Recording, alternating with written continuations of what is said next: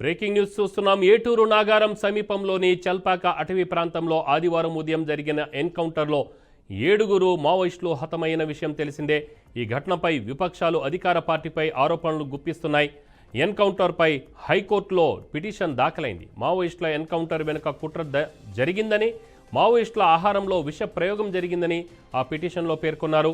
దీంతో పిటిషన్పై విచారణ చేపట్టిన హైకోర్టు మల్లయ్య మృతదేహాన్ని మాత్రం గురువారం వరకు మార్చురీలో భద్రపరచాలని ఆదేశించింది. మల్లయ్య పోస్టుమార్టం రిపోర్ట్ను అందజేయాలని తెలిపింది.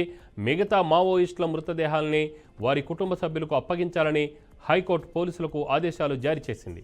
మృతదేహాలను భద్రపరచడం ద్వారా శాంతి భద్రతలకు విఘాతం కలుగుతుందని ప్రభుత్వ తరఫు న్యాయవాది చెప్పగా, మల్లయ్య మృతదేహాన్ని మాత్రం భద్రపరచాలని, ఎన్కౌంటర్ పరిణామాలతో పాటు తదుపరి చర్యలకు సంబంధించిన నివేదికను ఇవ్వాలని కోర్టు ఆదేశించింది.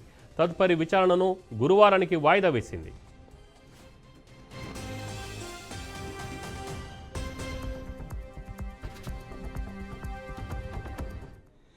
దీనిపై మరింత సమాచారం మా ప్రతినిధి వరంగల్ నుంచి భాస్కర్ అందిస్తారు. భాస్కర్. Thank you Ramarao. నిన్న జరిగినటువంటి ఎన్కౌంటర్ ములిలో జరిగినటువంటి దారం పట్టణ ఎన్కౌంటర్ సంబంధించి అనేక విషయాలు బలికి ఎక్కిస్తున్నాయి. అయితే ఈ నేపథ్యంలోనే ఎన్కౌంటర్ సంబంధించి సమగ్ర నివేదిక ఇవ్వాలని హైకోర్టుకు ఆదేశం చేసింది. అయితే మల్లయ్య మృతదేహాన్ని భద్రపరచాలని పోలీసులకు ఆదేశం రిపోర్ట్ చేయడం. ఎందుకంటే పౌర కోసం నేతలు కూడా ఈ మావోయిస్టు సంబంధించిన ఎన్కౌంటర్ అంతా కుట్రపూరితంగా జరిగింది.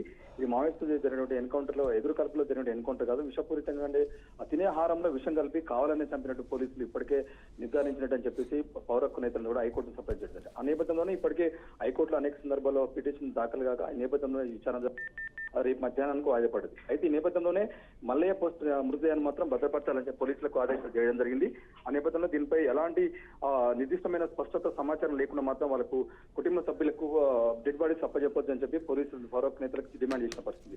ఆ నేపథ్యంలోనే నిబంధనల మేరకు నడుచుకుంటామని తెలిపినటువంటి పోలీసులు మృతి చెందిన ఇతర మావోయిస్టులు మాత్రం కుటుంబ సభ్యులకు అప్పచెప్పాలని డిమాండ్ చేసిన పరిస్థితి. అయితే అభ్యంతరం లేకపోతే మృతదేహాలు వారికి అప్పగించడంతో పాటు తదుపరి విచారణ పూర్తిగా చేయాలని చెప్పి పారదర్శకంగా ఉండాలి, ప్రభుత్వం ఒక స్పష్టమైన విచారణ చేయాలని చెప్తున్న పరిస్థితి.